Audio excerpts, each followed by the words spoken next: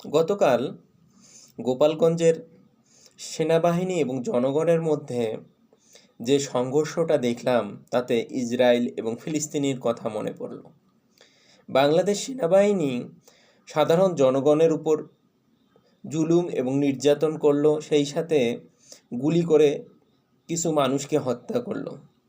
সেটা দেখার পর আমার ইসরায়েল এবং ফিলিস্তিনির কথা মনে পড়ে গেল। আমরা যদি বাংলাদেশের দিকে তাকাই, বাংলাদেশের যে সেনাবাহিনী ছিল সেও মুসলিম ছিল, যাকে হত্যা করা হলো সেও মুসলিম ছিল।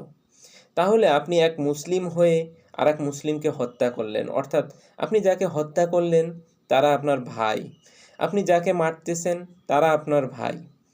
তাহলে ইসরায়েলে এবং ফিলিস্তিনের মধ্যে যে দ্বন্দ্ব সংঘাত, সেখানে এক ইহুদি আর এক মুসলিমকে মারতেছে। আপনি যদি এক মুসলিম হয়ে আর এক মুসলিমকে মারতেছেন, তাতেও যদি আপনার মনে শান্তি হচ্ছে, আনন্দ লাগতেছে, তাহলে তাদের কেন আনন্দ বা উৎফুল্ল হবে না? তারা তো ইহুদি। আপনি নিজেকে প্রশ্ন করুন, আপনি আর এক মুসলিম অর্থাৎ আপনার ভাইয়ের সাথে আপনি কেমন ব্যবহার করতেছেন।